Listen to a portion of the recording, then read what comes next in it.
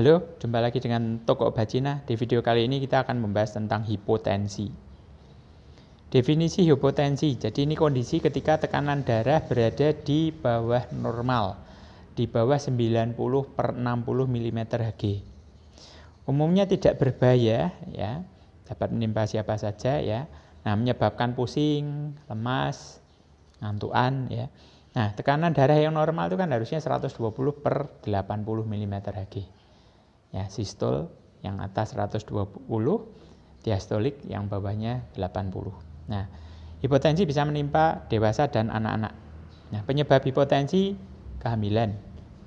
Jadi tekanan darah selama masa kehamilan menurun. Ya.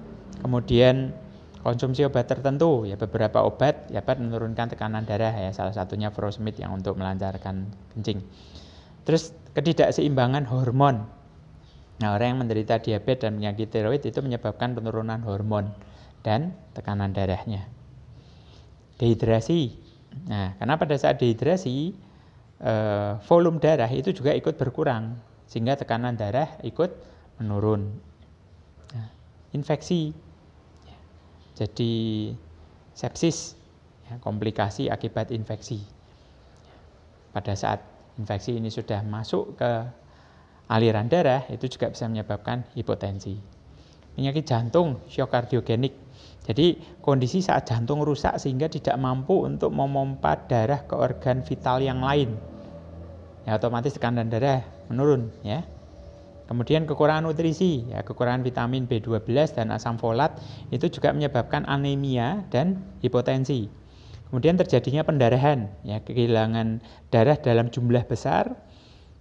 Ya, mungkin akibat kecelakaan, ya, darahnya yang keluar banyak, ya, sehingga menurunkan aliran darah ke jaringan tubuh, ya, otomatis tekanan darah juga akan menurun drastis. Terus reaksi alergi parah, ya, ada beberapa alergen yang dapat menimbulkan reaksi alergi parah yang berdampak pada menurunnya tekanan darah.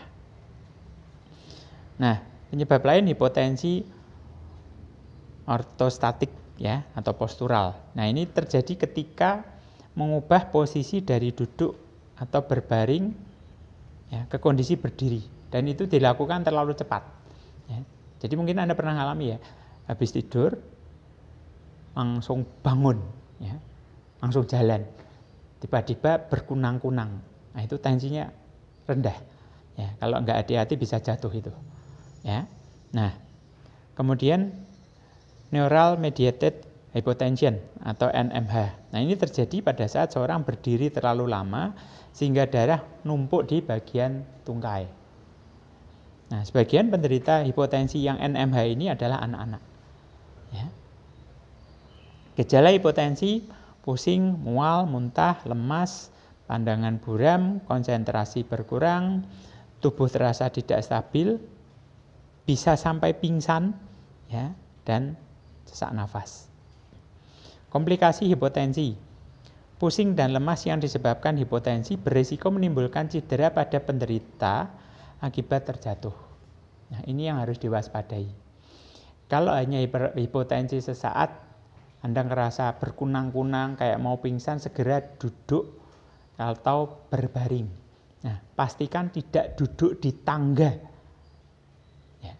Karena kalau sampai terjadi Anda pingsan, jatuh, dan yang jatuh bisa jadi kepala duluan, itu akibatnya bisa kemana-mana, ya, bisa terjadi pergeseran di lumban ruas tulang belakang Anda, belum lagi kesleo, patah tulang kalau memang mengalami osteoporosis, ya. Jadi sekali lagi, kalau Anda sedang pusing, terasa mau pingsan karena hipotensi, segera duduk, ya, cari posisi yang datar, tidak di tangga, ya. Seandainya sampai pingsan pun tidak jatuh, aman, ya. Berbaring lebih aman daripada duduk sebetulnya, ya. Nah, hipotensi berat hingga menimbulkan syok, ya, itu dapat membuat tubuh kekurangan oksigen. Kondisi ini berdampak pada terganggunya fungsi beberapa organ, ya, seperti otak dan jantung. Nah, diagnosa hipotensi, ya, yang paling gampang cek tensi, ya, dengan alat tensi, ya. Kemudian Ini yang paling dasar ya. Kemudian kalau memang diketahui ini berhari-hari dites kok rendah terus, ya. Nah ini hipotensi, ini jangan-jangan ya. Disertai masalah-masalah gejala-gejala yang tadi. Nah, tes darah rutin ya untuk tahu HB-nya berapa. Kemudian EKG ya, elektrokardiografi untuk mendeteksi struktur jantung yang tidak normal dan detak jantung yang tidak beraturan. Kemudian ekokardiogram untuk memeriksa fungsi jantung dan mendeteksi kelainan yang terjadi pada jantung. Nah, kemudian uji latih jantung, stress test ya, untuk menilai fungsi jantung saat melakukan aktivitas ya, biasanya disuruh treadmill ya, sambil diukur. Kemudian manuver Valsalva ya, ini untuk memeriksa kondisi saraf dalam sistem pernafasan. Ya, table test ya, tes ini dilakukan terhadap pasien hipotensi ortostatik ya, untuk melihat perbedaan tekanan darah pada saat berbaring dan pada saat berdiri. Nah, pengobatan hipotensi, jika mengalami gejala hipotensi, tindakan pertama yang perlu dilakukan sekali lagi adalah duduk atau berbaring. Posisikan kaki lebih tinggi dari jantung, pertahankan posisi tersebut selama beberapa saat sampai tensi Anda agak naik. Ya, nah, pengobatan hipotensi ditentukan berdasarkan penyebab yang mendasari. Ya. Nah, tujuan pengobatan adalah untuk meningkatkan tekanan darah, meredakan gejala yang muncul, ya, dan mengobati kondisi yang menyebabkan terjadinya hipotensi.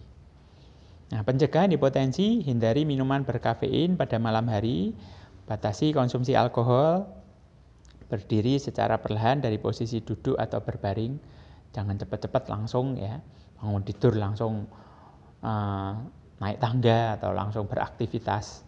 Nah, itu berbahaya. Ya, kemudian menghindari terlalu lama berdiri atau duduk dan menghindari duduk bersila ya, supaya peredaran darahnya lancar. Kemudian tidak membungkuk atau mengubah posisi tubuh secara tiba-tiba. Nah, menghindari mengangkat beban berat. Ya. Solusi secara herbal kita bisa gunakan Mooncort dan kalsium ya, berfungsi untuk memperkuat kerja jantung, menjaga ritme jantung supaya tensi bisa kembali naik. Nah, spirulina bisa ditambahkan untuk yang memang punya masalah dengan HB yang rendah. Ya, karena HB rendah ini juga menyebabkan hipotensi. Oke, untuk Anda yang mau konsultasi silahkan chat atau call di call center kami 081754747671. Ingat, the first wealth is health. Harta yang paling utama adalah kesehatan.